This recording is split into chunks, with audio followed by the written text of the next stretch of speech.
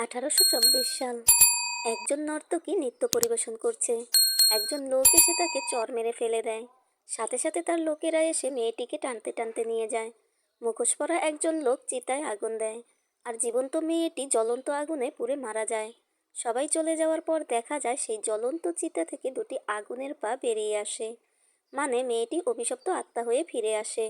এরপর দেখা যায় মুখোশ পরা লোকটি রাতে ঘুমালে তার খাটটি প্রচণ্ড শব্দ করে নড়তে থাকে। লোকটি প্রচণ্ড ভয় পেয়ে এদিক সেদিক তাকিয়ে কিছুই না দেখে আবার ঘুমাতে গেলে তখনই মেয়েটির আত্মা এসে তাকে মেরে ফেলে। যিনি মারার নির্দেশ দিলেন তিনি হলেন রক্তঘাটের মহারাজ, আর যাকে মারা হলো তিনি হলেন তার কন্যা মঞ্জলিকা।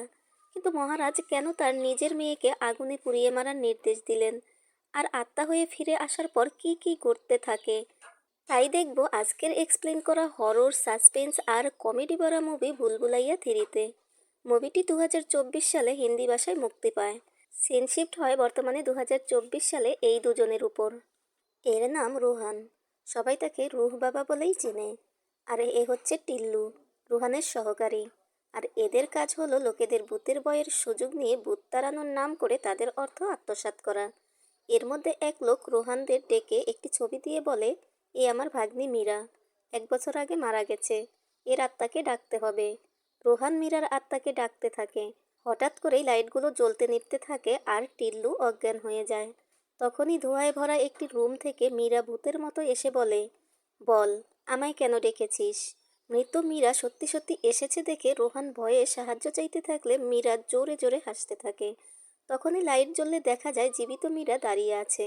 আসলে রোহানরা যে লোকের সাথে প্রতারণা করে অর্থ আত্মসাৎ করে সেটা তারা আগেই বুঝতে পেরে রোহানদের ব্ল্যাকমেইল করার জন্য তাদের নিজেদের ভূতের ভয়ের ভিডিও করে, আর রোহানদের তাদের সাহায্য করতে বলে। রোহান সাহায্য করলে পাবে 1 কোটি টাকা, আর না করলে ভিডিও ভাইরাল। রোহান 1 কোটির কথা শুনেই রাজি হয়ে যায়। আসলে মীরা হলো বর্তমান রক্তঘাটের মহারাজের মেয়ে। তারা রক্তঘাটে চলে আসে আর সবাই রোহানকে বিস্ময়ের সাথে দেখতে থাকে। রোহান প্রাসাদে যেতে নিলে মীরা বলে, আমাদের প্রাসাদে মঞ্জলিকা নামে এক ভূত রয়েছে, যার জন্য আমরা প্রাসাদে থাকি না। পিছনে ঘোড়াশালা দেখিয়ে বলে, আমরা এখানে থাকি। এখানে এসে তো রোহান অবাক। এদের সব কিছুই যেন উল্টো। পাঁজরের হাড় বের হওয়া একমাত্র শাহী গরু, সে দুধ দেবে কি, বরং তাকেই দুধ খাওয়ানো হয়। রাজপরিবার রক্ষাকারী পালং সিংকে হুইল চেয়ারে বসিয়ে স্বয়ং রাজা তার দেখাশোনা করছে। যে অবস্থায় আমরা পেস্ট ফেলে দেই, নানা কেরামতি দেখিয়ে তারা সেই পেস্ট ব্যবহার করছে আর বলছে এটা আরও 7 দিন ব্যবহার করা যাবে। তা দেখে তো রোহান তার নিজের পেস্টটাই তাদের দিয়ে দেয়। রোহানকে একটি রুটি আর 1 টুকরো পেঁয়াজ খেতে দিলে রোহান তা খাবে না বললে রাজা আর পালং সিং তা নিয়ে কারাকারি করে শেষ পর্যন্ত তারা সেটা ভাগ করে খায়। রোহান মীরাকে ডেকে বলে, এসব কি? মীরা বলে, আজ সন্ধ্যায় জানতে পারবে।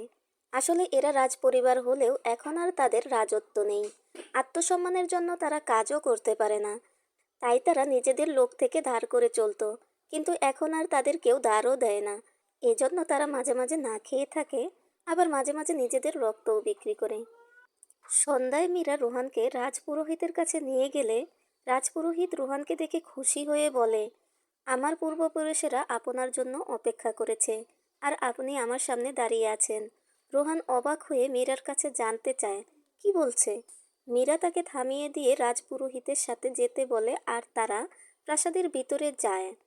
প্রাসাদের ভিতরে ঢুকে নিজের ফোনের রিংটোনেই রোহান ভয় পেয়ে যায়। একটু সামনে গেলেই রোহানের মনে হয় কেউ তার পেছনে হেঁটে গেল। সে আবারও ভয় পায়। দেয়ালের একটি ছবির দিকে তাকালে দেখে ছবির লোকটির চোখের মনি নড়ছে। তা দেখে ভয় পেয়ে রোহান মীরাদের কাছে আসলে সে একটি পেইন্টিং দেখে অবাক হয়, কারণ এটা তারই পেইন্টিং ছিল। আর এজন্যই রক্তঘাটে আসলে সবাই তাকে অবাক হয়ে দেখছিল।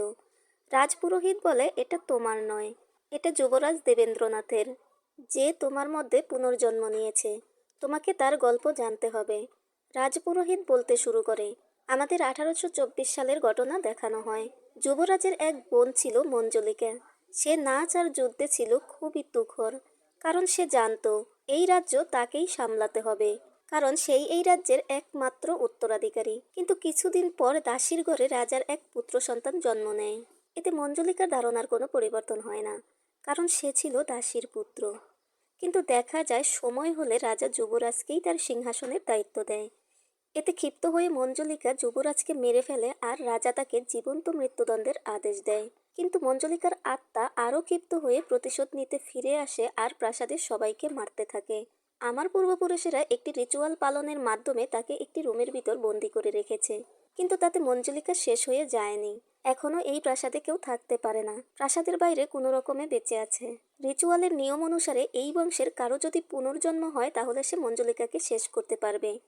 আর তুমি হলে সে, যার জন্মই হয়েছে মঞ্জুলিকাকে শেষ করার জন্য। দুর্গাষ্টমীর দিন তুমি ওই ঘরের দরজা খুললে মঞ্জুলিকা চিরদিনের জন্য চলে যাবে। তবে তার আগে ওই রুমের সামনে যাওয়ার চিন্তাও করবে না। রোহান বলে, আমাকেই কেন এটা করতে হবে? কে আমি? রাজপুরোহিত বলে, তুমি এই রাজ্যের যুবরাজ। রোহান রাজি হয়, আর সে যুবরাজ অথচ কি গরিব হয়েই না জন্মেছে। এটা নিয়ে সে একা একাই কথা বলতে থাকে। তখনই সেখানে মীরা আসে আর বলে, ভূত প্রেত বলতে আসলে কিছু হয় না, তবে মানুষের এই অন্ধবিশ্বাসের জন্য তুমি ওই দরজা খুলবে। তারপর এই প্রাসাদ আমরা 1,000 কোটি টাকায় বিক্রি করব। 1,000 কোটির কথা শুনে রোহান অবাক হলে মীরা বলে, তুমি চিন্তা করো না, তোমার 1 কোটি তুমি পেয়ে যাবে। রোহান বলে, মাত্র 1 কোটি? মীরা হাঁ বলে বলে, এখন চলো। তোমার উপর ভরসা করে সবাই প্রাসাদে আসতে রাজি হয়েছে। মীরা তার বাবাকে বলে, বাবা, আমরা আজ থেকে প্রাসাদে থাকতে পারবো, কারণ আমাদের সাথে তো এখন যুবরাজ রয়েছে। তখনই মীরার মামা অনেকগুলো টাকা নিয়ে আসে আর বলে, গ্রামবাসীরা আবারও তাদের ধার দেয়া শুরু করেছে। যতদিন যুবরাজ এখানে থাকবেন ততদিন গ্রামবাসীরা আমাদের ধার দিবেন। মীরার ফুপু বলেন, তাহলে আমরা এখন প্রতিদিন পেট পুরে খেতে পারবো। মীরা বলে, আমরা এই টাকা দিয়ে মহল মেরামত করব। এরপর তারা মহলে চলে আসে আর প্রজারা যুবরাজের জয়ধ্বনি দিতে দিতে মহলে আসে। মীরার বাবা সবার উদ্দেশ্যে বলে, এবার আমরা সবাই মিলে দুর্গাপূজা পালন করব। আর দুর্গাষ্টমীর দিন আমাদের যুবরাজ মঞ্জলিকাকে পুড়িয়ে দিবে। তখন সেখানে 3জন লোক আসে আর বলে, এ কোনো যুবরাজ নয়, এ হচ্ছে একজন ঠকবাজ চোর। তখন রোহান বুংবাং বলে গ্রামবাসীকে বিশ্বাস করায় আর ওই 3জনকে আগের জন্মের চোর প্রমাণ করে প্রাসাদের চাকর বানিয়ে রাখে। এরা 3জন আসলে পণ্ডিত। এরপর এক অনুষ্ঠানের দিন দরজা খুলে মঞ্জুলিকাকে বের হয়ে আসতে দেখা যায়। এরপর তাদের কাছে একটি মেয়ে এসে বলে তার নাম মালিকা, আর সে পুরনো সম্পত্তি পুনরুদ্ধারকারী কোম্পানির কর্মী হিসেবে পরিচয় দেয়। মীরা বলে, আমি তো কৌশিককে ডেকেছিলাম। মালিকা বলে, সে লম্বা ছুটিতে আছে। মালিকা রোহানের কাছে জানতে চায়, তার কি আগের জন্মের কোনো স্মৃতি মনে পড়েছে, যেমন রাজা বা তার বোন মঞ্জলিকা? রোহান বলে, এখনো না। মালিকা বলে, চিন্তা করো না, মনে পড়ে যাবে। এরপর মীরার বাবা আর মামা মঞ্জলিকার রুমে এসে দেখে মালিকা মঞ্জলিকার অস্ত্র নিয়ে নাড়াচাড়া করছে। মীরার বাবা বলে, সাবধানে, এই সব কিছু মঞ্জলিকার। সে খুব ভালো যোদ্ধা ছিল, চোখ বন্ধ করেও টার্গেট মিস করতো না। মালিকা পেছন ফিরে একটি ছুরি নিক্ষেপ করে বলে, এভাবে? মীরার মামা বলে, আপনি আর মঞ্জলিকা? বলে তারা হাসতে হাসতে চলে গেলে মালিকা ছুরির দিকে তাকিয়ে রহস্যজনক এক হাসি দেয়। ছুরিটি আসলে টার্গেট থেকে অনেক দূরে লেগেছিল। এরপর রোহান ঘুমালে ফোনের শব্দে জেগে যায় আর দেখে তার ঘরে রেডিও চলছে। সে রেডিও বন্ধ করলেও রেডিও আবার একাই চলতে থাকে। আর সেখানে একটি মেয়ে কণ্ঠ বলে, সে মঞ্জলিকা। সে তার ভাইকে মেসেজ দিতে চায় যে সে বাইরে চলে এসেছে। এবারও তার ভাইয়ের মৃত্যু তার হাতেই হবে। তার মতো তার ভাইকেও সে পুড়িয়ে মারবে। এসব শুনে রোহান প্রচুর ভয় পায়। আর তখনই একটি কালো বিড়াল তার উপর এসে পড়ে। তখনই চিৎকার শুনে বাইরে এসে দেখে যুবরাজের পেন্টিংয়ে আগুন লেগেছে। তখন ছোট পণ্ডিত রোহানের কাছে এসে বলে, কিভাবে পেন্টিংয়ে একা একা আগুন লাগলো সেটা তোমার জানা উচিত। মহিলা পণ্ডিত বলে, এটা নিশ্চয়ই মঞ্জলিকার কাজ, যুবরাজের সাথে তার বিরোধ ছিল। মীরার বাবা বলে, আমাদের এখানে আসা উচিত হয়নি। তখনই সেখানে মালিকা এসে রোহানকে বলে, তোমাকে দেখে মনে হচ্ছে পেইন্টিং নয়, বরং তুমিই পুড়ে গেছো। বলেই সে হাসতে হাসতে চলে যায়। আর মীরা কিছুটা চিন্তিত হয়। রোহান পালিয়ে যাওয়ার সময় সেখানে টিল্লু আসে আর বলে, ভুল করেও সেখানে যাওয়ার কথা ভেবো না, আমি সেখান থেকে পালিয়ে এসেছি। আমরা যে ক্লায়েন্টকে চিট করেছিলাম সে এসিপি রাঠোরের ভাই। এখন এসিপি রাঠোর আমাদের খুঁজছে। একদিকে এসিপি রাঠোর, অন্যদিকে মঞ্জুলিকা। বেচারি রোহান পড়ে যায় বিপদে। টিল্লু বলে, আমরা এখান থেকে পালাবো, তার আগে আমাদের ভিডিও ডিলিট করতে হবে। তখনই রোহানের হাতে রক্ত পড়লে টিল্লু তা দেখে অজ্ঞান হয়ে যায়। রোহান উপরে তাকিয়ে দেখে মীরার ভাই চাটনি খাচ্ছে, আর সেটাই তার হাতে পড়েছে। সে তাকে ডাকে আর তার বোনের ফোন এনে দিতে বলে। প্রথমে রাজি না হলেও 20 টাকা পেয়ে ঠিকই ফোন এনে দেয়। পাসওয়ার্ড চাইলে আবারও তাকে টাকা দিতে হয়। রোহান ভিডিও খুঁজতে গিয়ে দেখে মীরার ফোনে তার কতগুলো ছবি। রোহান বুঝতে পারে মীরা তাকে পছন্দ করে। তখনই মীরা এসে ফোন নিয়ে গেলে রোহান জানতে চায় সে কি তাকে পছন্দ করে।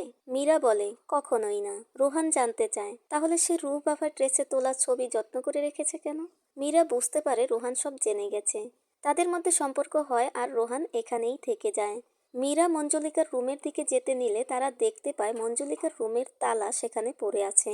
তখনই তারা দেখতে পায় মঞ্জুলিকার ঘরের দরজা খুলে গেছে, আর সেখান থেকে কেউ বলছে, চলে যা এখান থেকে, সবাইকে মেরে ফেলবো, চলে যা বলছি।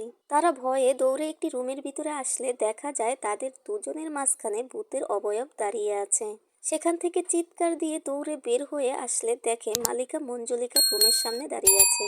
তারা সেখান থেকে চলে যেতে নিলে মালিকা রোহানের হাত ধরে আর মঞ্জুলিকা রুমের ভিতর নিয়ে যায়। সেখানে গিয়ে মালিকা ভূতের অবয়বকে সজোরে থাপ্পড় মারে। তখনই লাইট জ্বলে উঠলে দেখা যায় এটি আর কেউ নয় বরং সেই মহিলা পণ্ডিত। তখনই দেখা যায় বাকি দুই পণ্ডিতও বের হয়ে আসে।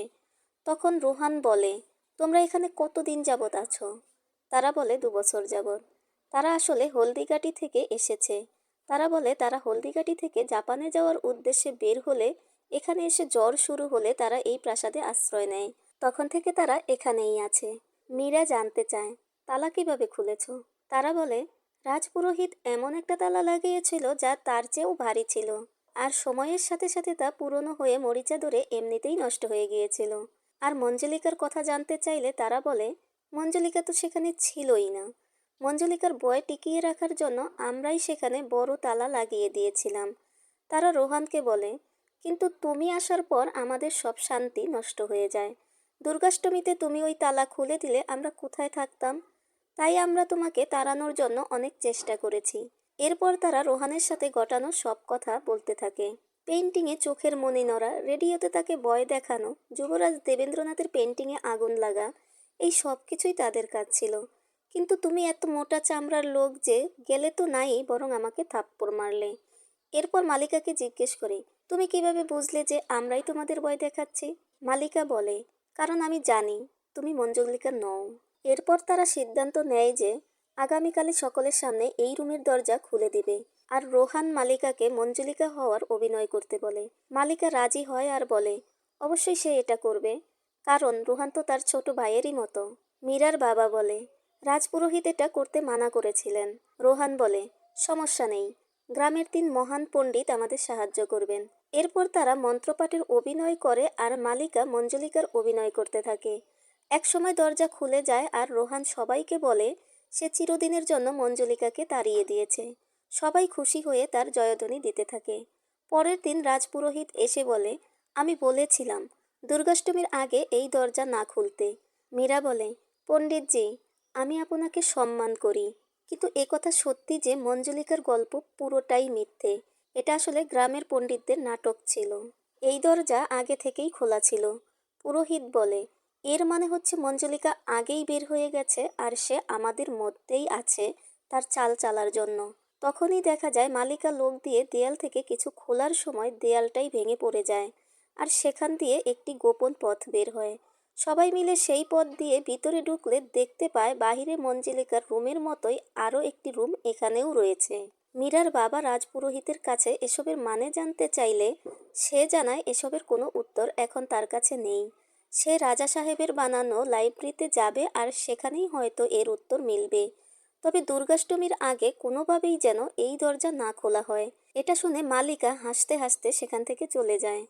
এরপর দেখা যায় মীরার বাবাকে এই মহল কেনার জন্য লোকেরা ফোন দেয়, কিন্তু তারা তো দ্বিতীয় দরজা খুলতেই পারেনি, তাহলে মহল বিক্রি করবে কি করে? তখন রোহান বলে, দরজা তো খোলাই যায়, কিন্তু রাজপুরোহিতই তো মানা করলেন।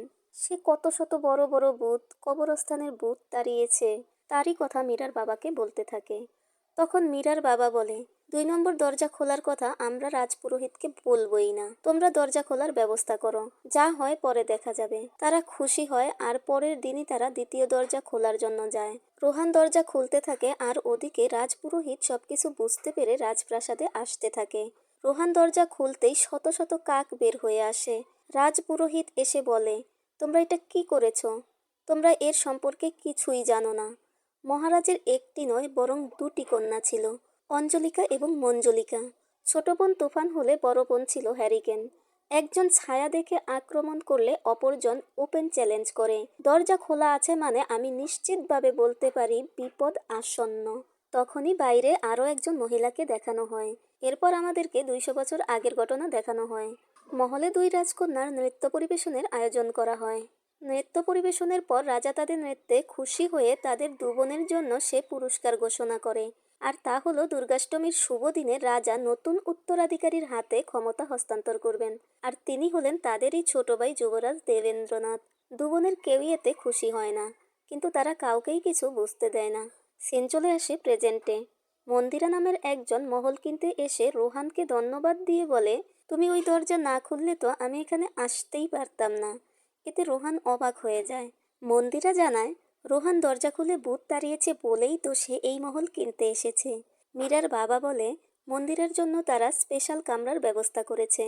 কিন্তু মন্দিরা বলে সে মঞ্জুলিকার রুমে থাকবে। কেন জানতে চাইলে সে জানায়, ওই ঘরে এতদিন ধরে একটি ভূত থেকেছে, সেখানে তো মজার কিছু থাকতেই পারে। মীরার বাবা মন্দিরাকে কামরা দেখাতে চাইলে সে বলে সে জানে এবং সেটা সে খুব ভালোভাবেই চিনে। তারা অবাক হয়ে তার যাওয়ার দিকে তাকিয়ে থাকে আর ভাবে সে কিভাবে চিনতে পারে।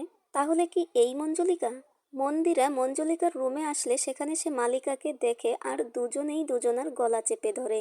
কেন সেটা আমরা পরেই জানতে পারবো। তখনই শত শত কাক মরে রাজবাড়ির উঠোনে পড়তে থাকে। সবাই সেই দৃশ্য দেখতে থাকে। তখনই সেখানে রাজপুরোহিত এসে বলে, এটা তো হওয়ারই ছিল, সে যে চলে এসেছে এটা তারই সংকেত। মীরার বাবা বলে, সব পরিষ্কার করে বলুন কি হয়েছে। ভাইয়াররা মহল কিনতে চলে এসেছে, আপনি কিছু একটা করুন। আর আমরা কিভাবে এর থেকে বাঁচতে পারি?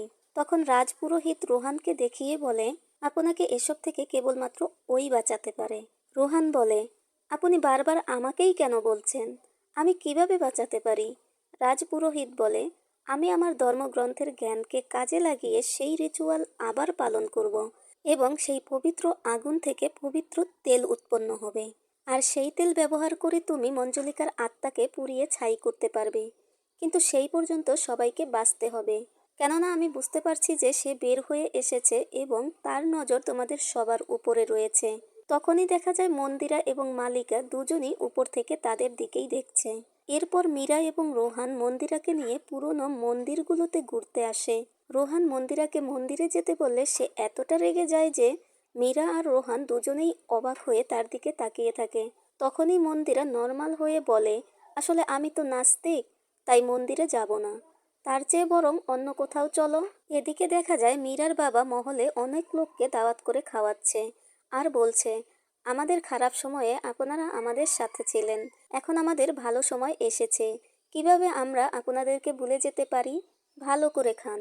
তখন মীরার ফুফু এসে বলে, দাদা এত টাকা খরচ করার কি দরকার ছিল? আর এতগুলো মুরগি কোথা থেকেই বা পেলে? মীরার বাবা বলে, এগুলো মুরগি নয় রে, আসলে এগুলো সেদিনের মরে যাওয়া কাক। রোহান মন্দিরা এবং মালিকাকে মেলায় পরিচয় করিয়ে দেয়। এরপর মহলে ফিরলে মীরার বাবা রোহানদেরকে চলে যেতে বলে। তখনই রোহান তার মধ্যে আত্মাদের আসা যাওয়া হয় জানিয়ে মীরার বাবাকে তার মধ্যে মীরার মায়ের আত্মা আসার কথা বলে মীরার বাবাকে তার সাথে মীরার বিয়ের জন্য রাজি করিয়ে নেয়। এতে করে তাকে আর চলে যেতে হয় না। বিক্রির জন্য মহলে সব কামরা পরিষ্কার করতে গেলে সেখানে নিচে রাজকুমারী মঞ্জুলিকার লেখা একটি পেইন্টিং পাওয়া যায়। মীরা সেই পেইন্টিং দেখতে গেলেই মালিকা সেই পেইন্টিংয়ের উপর রং ফেলে দেয়। মীরা সেটা দেখতে না পেয়ে রাগী চোখে মালিকার দিকে তাকালে মালিকা হেসে বলে, তুমি তো এমন করছো যেন আমি কারো জীবন নিয়ে নিয়েছি। একটা পেইন্টিংই তো। রোহানের বিয়ের জন্য যুবরাজ দেবেন্দ্রনাথের শেরওয়ানি পছন্দ করতে গেলে একটি শেরওয়ানি পছন্দ হলে সেই শেরওয়ানির হাত এসে মীরার মামার গলা চেপে ধরে। আর মীরার মামা রোহানের আর রোহান টিল্লুর। তারা দৌড়ে মীরার বাবার সামনে আসলে দেখে সে ভাইয়ারদের সাথে কম টাকার জন্য চিল্লাচিল্লি করছে।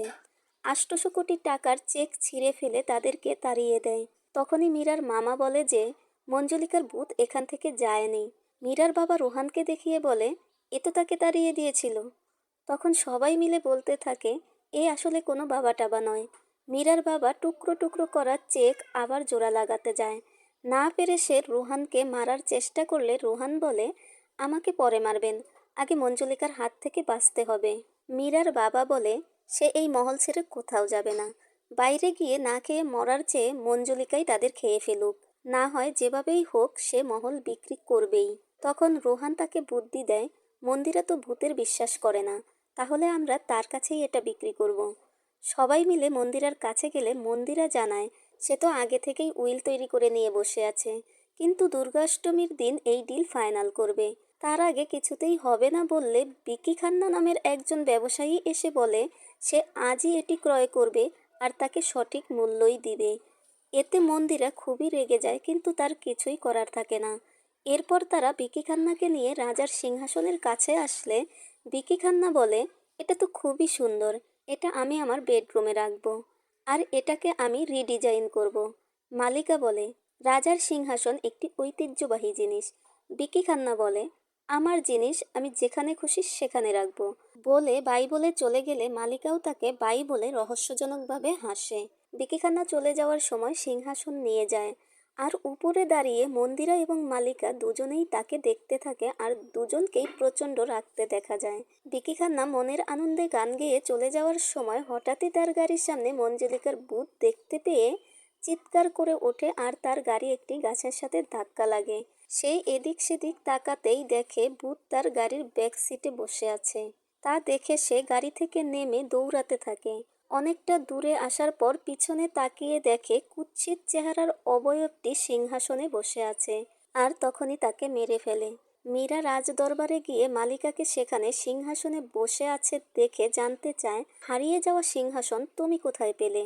মালিকা কথা না বললে মীরা আবারও বলে, আমি তোমার কাছে কিছু জানতে চাচ্ছি, কিছু বলছো না কেন?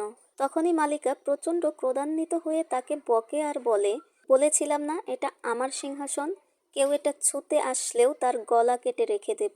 বলে এক হাতে সিংহাসন শূন্যে তুলে রেখে বলে, এটা আমার সিংহাসন, শুধুই আমার। এসব দেখে মীরা ভয়ে দৌড়ে এসে রোহানকে মালিকা বলতেই পেছন থেকে মালিকা বলে, হ্যাঁ বলো মীরা, কি হয়েছে? মীরা অবাক হয়ে তাকালে রোহান বলে, বিকি খান্না মারা গেছে। এটা শুনে মীরা আরও অবাক হয়ে মালিকার দিকে তাকালে মন্দিরা মারা গেছে বলে জোরে জোরে হাসতে হাসতে সেখানে আসে, আর উইল দিয়ে বলে, দুদিন পর দুর্গাষ্টমীর দিন সাইন কইরেন। বলে সে একই রকমভাবে হাসতে হাসতে চলে যায়। সবাই অবাক হয়ে তার চলে যাওয়ার দিকে তাকিয়ে থাকলে হঠাৎই পেছন থেকে মালিকা একই রকমভাবে হেসে উঠলে ভয়ে সবাই তার দিকে তাকালে মালিকা বলে, কারো মৃত্যুর কথা শুনে এভাবে কেউ হাসে? আজব। বলে সেও চলে যায়। বড় পণ্ডিত বলে, আমার কাছে তো দুজনকেই আজব লাগে। রাতে রোহান আর মীরা কথা বলে। মীরা বলে, মালিকাই মঞ্জুলিকা, আর রোহান বলে, মন্দিরাই মঞ্জুলিকা। মীরা বলে, যখন বিকি খান্না মালিকার কাছ থেকে সিংহাসন নিয়ে যাচ্ছিল তখন কেমন রাগীভাবে দেখছিল, তুমি দেখোনি? রোহান বলে, রাগী চোখে তো দেখছিল মন্দিরা যখন ওর কাছ থেকে ডিল ছিনিয়ে নিল। রোহান আরও বলে, মন্দিরে যাবে না, ভগবান বিশ্বাস করে না, অথচ ডিল দুর্গাষ্টমীতেই হতে হবে। মঞ্জুলিকাকে যে ঘরে আটকে রাখা হয়েছিল রাতের বেলা রোহান একা একা সেখানে গেলে দেখে মন্দিরা আর মালিকা সেখানে ছোটদের মতো খেলছে। রোহান কাচুমাচু হয়ে তাদের দিকে তাকালে তারা দুজনেই একসাথে বলতে থাকে, কি জানতে এসেছিস? আমাদের মধ্যে কে মঞ্জুলিকা? মালিকা বলে, আমি মঞ্জুলিকা। আর মন্দিরা বলে, আমি মঞ্জুলিকা। এরপর দুজনেই রোহানের গলা টিপে ধরলে রোহান দেয় এক চিৎকার। তখনই দেখা যায় এটা তার স্বপ্ন ছিল। সে আবারও শুয়ে পড়লে শব্দ পেয়ে পাশ ফিরে তাকালে দেখে মীরা সেখানে শুয়ে আছে। বিশ্রী অবয়ব তার সামনে আসলে সে চিৎকার দিয়ে মীরার দিকে তাকালে দেখে মীরা সেখানে নেই। রোহান আর মহলে না থেকে বাইরে এসে বসে থাকে আর ভূত তাড়ানোর মন্ত্র জপতে থাকে। তিন পণ্ডিত কাজ করার সময় ছোট পণ্ডিত বলে, এই মহল খুবই ডেঞ্জারাস, গতকাল বিকি খান্না মারা গেছে। তখন বড় পণ্ডিত বলে, কে বলল বিকি খান্না মারা গেছে? ওই তো বিকি খান্না বসে আছে। তারা তিনজনই সেখানে আসে আর বিকি খান্নার সেবা করতে থাকে। কিন্তু দেখা যায় বিকি খান্নার ঘাড় ঘুরে মাথা পিছনে চলে যায়, আবার সামনে আসে। হাত লম্বা হতে হতে সামনের দেয়াল ছুঁয়ে ফেলে, পা ঘুরে পিছনে চলে যায়। এসব দেখে তো তারা ভয়ে কাঁদতে কাঁদতে বের হতে গেলে দরজা বন্ধ হয়ে যায়। আর তারা পিছনে তাকিয়ে দেখে সেখানে কুৎসিত চেহারার মঞ্জুলিকা বসে আছে। এরপর রোহান সেখান থেকে পালিয়ে যেতে নিলে মীরা এসে তাকে উপরে যেতে বললে রোহান তাকে ধমক দিয়ে চলে যায়। আর মীরা তার বাবাকে এসে বলে রোহান তাকে ছেড়ে চলে যাচ্ছে।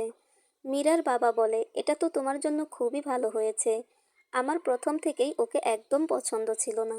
দেখা যায় মালিকা এবং মন্দিরা দুজনেই কেমন করে যেন তাকায়। এদিকে রোহান গাড়ি নিয়ে বাইরে যাওয়ার পর গাড়িটি আবার একই জায়গায় ফিরে আসে। এভাবে কয়েকবার চেষ্টা করলেও তারা প্রতিবারই মহলের সামনেই ফিরে আসে। তাদের পক্ষে এখান থেকে বের হওয়া সম্ভব নয় বুঝতে পেরে তারা আবারও মহলে ফিরে আসে। ওরা ফিরে আসলে মীরা জানতে চায়, কি ব্যাপার, তোমরা তো চলে গিয়েছিলে। রোহান বলে, আমি তোমার জন্য ফিরে এসেছি, তোমাদের জন্য ফিরে এসেছি। পণ্ডিতেরা রোহানকে বলে, মরার জন্য আবার এখানে ফিরে এলে কেন? আমরা তো চলে যাচ্ছি। রোহান বলে, যেতে পারলে তো। একইভাবে পণ্ডিতেরাও চেষ্টা করে, কিন্তু তাদের ফলাফলও একই। বাধ্য হয়ে তারাও আবার ফিরে আসে। এরপর রাজপুরোহিত সেই তেল নিয়ে আসলে মীরার বাবা বলে, এ তো কোনো যুবরাজই নয়। রাজপুরোহিত বলে, আমি জানি, এ শহরে লোক ঠকিয়ে পয়সা কামাতো। রোহান বলে, ধরেই নিলাম আমার পুনর্জন্ম হয়েছে, কিন্তু তেল ঢালবো কার উপর, মন্দিরা না মালিকা? পণ্ডিতেরা পালং সিংকে বলে, তুমি তো অনেক পুরনো লোক, হয়তো তুমি চিনতে পারবে। পালং সিং বলে, এটা তো অনেক পুরনো, আমি বলতে পারবো না। তখনই মীরা এসে বলে, আমি পারবো। রুম পরিষ্কারের সময় মঞ্জুলিকার একটি পেইন্টিং বের হয়েছিল, যার উপর মালিকা রং ঢেলে দিয়েছে। আমি এটা পরিষ্কারের জন্য শহরে পাঠিয়েছি, কালই আমরা এটা দেখতে পারবো। রোহান বলে, তার মানে দুর্গাষ্টমীর দিন? দুর্গাষ্টমীর দিন রোহান রুহ বাবা সেজে আসে, আর সে দেখতে পায় সেখানেই রুমের ভিতর মীরা স্তব্ধভাবে দাঁড়িয়ে আছে। রোহান তার দিকে এগিয়ে যায় আর জানতে চায় মীরার কি হয়েছে। মীরা গায়ে কেরোসিন ঢেলে লাইটার জ্বালিয়ে বলে, আমি একটা খারাপ স্বপ্ন দেখেছি। রোহান জানতে চায় কি স্বপ্ন। মীরা বলে, গায়ে আগুন দিয়ে জীবন্ত পুড়ে মরছি। রোহান বলে, তুমি মরে গেলে আমার কি হবে? মীরা বলে, তুমি মরবে আমার সাথে? রোহান হাঁ বললে মীরা রোহানকে তার কাছে যেতে বলে। রোহান মীরার কাছে গিয়ে এক হাতে লাইটার ফেলে দিয়ে অন্য হাতে তাকে জড়িয়ে ধরে। এরপর বিশাল জোরে চিৎকার করলে মীরা স্বাভাবিক হয়। রোহান কি হয়েছে জানতে চাইলে মীরা বলে, সে মন্দিরার সাথে এসেছিল, কিন্তু সে এখানে কিভাবে আসলো সে জানে না। রোহান মন্দিরার কাছে গিয়ে বলে, তোর যা সমস্যা আমার সাথে, তাহলে তুই মীরার পিছনে কেন লেগেছিস? আজ দুর্গাষ্টমী, হয় তুই বাঁচবি না হয় আমি বাঁচব। মন্দিরা কিছুই বুঝতে না পেরে জানতে চায়, কি হয়েছে? তখনই মীরা রোহানকে ডেকে বলে, পেইন্টিং পরিষ্কার হয়ে গেছে, একবার দেখো। সবাই দেখে অবাক হয়ে সামনে তাকালে কিছু বুঝে ওঠার আগেই মালিকা এসে মন্দিরাকে মারতে থাকে।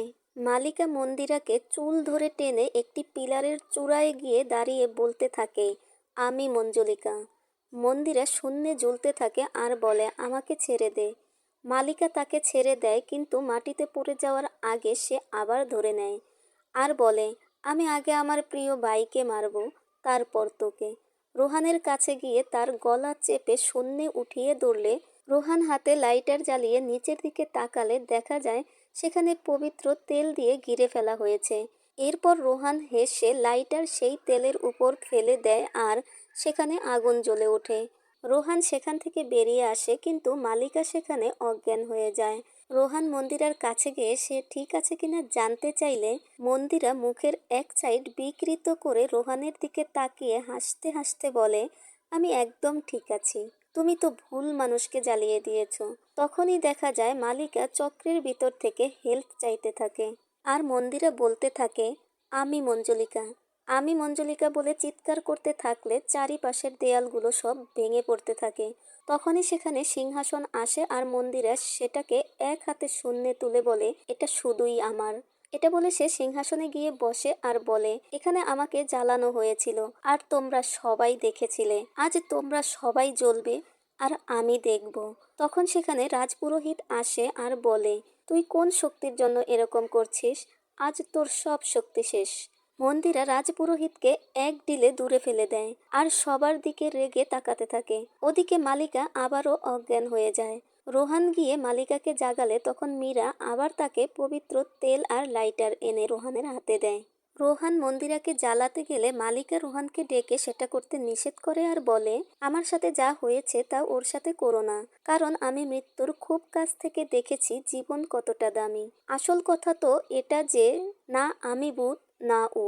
এটা বলে মন্দিরের সামনে গিয়ে বলে, এবার সবার সামনে আসো আর নিজের আসল চেহারা দেখাও। তখনই মন্দিরের ভিতর থেকে আত্মা বের হয়ে মহলের উপর চলে যায় আর সবাই বীভৎস চেহারার সেই আত্মাকে দেখতে পায়। রোহান মঞ্জুলিকা বললে সে বলে, মঞ্জুলিকা নয়, রাজকুমার দেবেন্দ্রনাথ। তখনই আমাদের 1824 সালের ঘটনায় নিয়ে যাওয়া হয়। তাকে রাজকুমার ঘোষণা করার পর তার দু বোন তাকে মারার জন্য তার ঘরের দিকে যেতে থাকলে ঘরের দরজা থেকে তারা শুনতে পায় দেবেন্দ্রনাথ গুনগুন করে গান গাইছে আর কানের ঝুমকো এবং গলায় হার পড়ছে। দুই বোন ছুরি বাইরে রেখে দেবেন্দ্রনাথের কাছে যায় আর রাতের বেলা মহলে সেই গান গায় কিনা জানতে চাইলে দেবেন্দ্রনাথ বলে, না সে গায় না। তখন এক বোন বলে, তুমি মিথ্যে বলছো কেন, আমরা দেখেছি। আরেকজন বলে, ভয় পেও না, আমরা তো তোমার বোনই, যাই হোক আমরা তোমার সাথেই থাকবো। তখন দেবেন্দ্রনাথ সব স্বীকার করে আর বলে, তার নাচতে খুবই ভালো লাগে। সে আরও বলে, সত্যি বলতে আমি ভেতর থেকে তোমাদেরই মতো, আমি দেবেন্দ্রনাথ নই, আমি মঞ্জুলিকা। তখন দুই বোন হেসে বলে, ঠিক আছে, চলো আজ আমরা তোমাকে সাজিয়ে দিব, তুমি নাচবে আর আমরা গাইব। দেবেন্দ্র নাচতে থাকে আর তার এক বোন রাজ দরবারে সবার মধ্যে গিয়ে তার বাবাকে জানায় যে সে যাকে রাজ সিংহাসন দিয়েছে সে আসলে কেমন ছেলে তা তার দেখা উচিত। তখন রাজ দরবারের সবাই সেখানে যায় আর রাজা দেবেন্দ্রনাথকে থাপ্পড় মেরে ফেলে দেয়। কী শাস্তি দেয়া হবে জানতে চাইলে রাজা বলে, মৃত্যুদণ্ড, যা আমাদের মুভির শুরুতে দেখানো হয়েছিল। লোকটি জানতে চায়, তাহলে রাজ্যের লোকদের কি বলবো? রাজা বলে, বলে দাও দেবেন্দ্রনাথকে মঞ্জুলিকা খুন করেছে। মঞ্জুলিকা বলে, আমি? তখন রাজা বলে, এই কথাগুলো তোমরা আমাকে গোপনে বলতে পারতে, ও তোমাদের ভাই হয়, কিন্তু তোমরা সিংহাসনের লোভে সবার সামনে বলে তাকে অপমান করলে।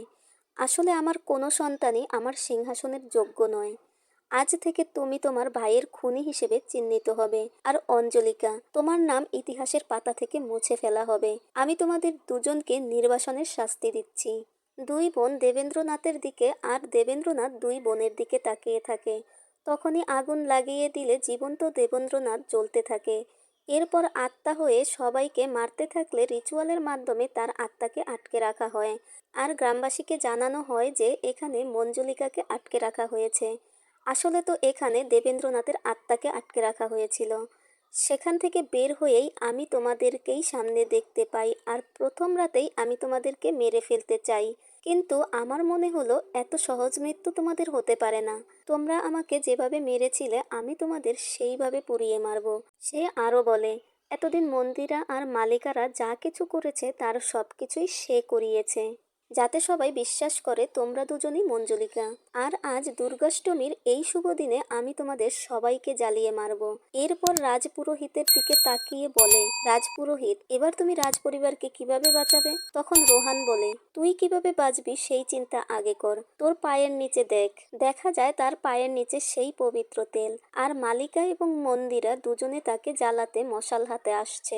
রাজপুরোহিত বলে, জ্বালিয়ে দাও ওকে, পুনর্জন্ম রোহানের নয় বরং তোমাদের হয়েছে। কিন্তু মন্দিরা আর মালিকা দুজনেই আগের জন্মের কথা ভাবে, যেখানে দেবেন্দ্র বলেছিল সে বোনদের ছাড়া আর কাকেই বা বিশ্বাস করতে পারে। বোনদেরকে সে খুব ভালোবাসে। তারা দেবেন্দ্রনাথের আত্মাকে না জ্বালিয়ে বরং হাতের মশাল ফেলে দেয় আর বলে, আমাদের পুনর্জন্ম আমাদের ভুলকে বাড়ানোর জন্য নয় বরং শোধরানোর জন্য হয়েছে। তোকে জ্বালিয়ে আমরাও জ্বলছি, তুই আমাদেরকে ক্ষমা করে দে, আর আমাদের জ্বালিয়ে যদি তুই ভালো থাকিস তাহলে আমাদের জ্বালিয়ে দে, কিন্তু এই লোকগুলোর কোনো দোষ নেই, তাদেরকে ছেড়ে দে। তখন দেবেন্দ্র কাঁদতে থাকে আর তার চোখের এক ফোঁটা পানি সেই পবিত্র তেলে পড়লে সে আত্মা থেকে মানুষের চেহারায় আসে।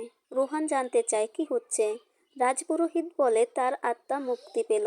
রাজপুরোহিত বলে, আমার পূর্বপুরুষেরা ঠিকই বলেছিল, এই বংশের কারো পুনর্জন্মের মাধ্যমেই এই আত্মার মুক্তি ঘটবে, কিন্তু তাকে জ্বালানোর মাধ্যমে নয় বরং তাকে বোঝানোর মাধ্যমে। মালিকা বলে, ছোট থেকেই আমার এই মহল খুবই ভালো লাগতো, আমি বুঝতে পেরেছিলাম এর সাথে আমার কোনো না কোনো কানেকশন তো রয়েছেই, তাই যখন এই মহল সম্পর্কে কোম্পানিকে জানানো হলো তখন আমি এখানে আসতে চাইলাম, কিন্তু কোম্পানি কৌশিককে সাইন করালো।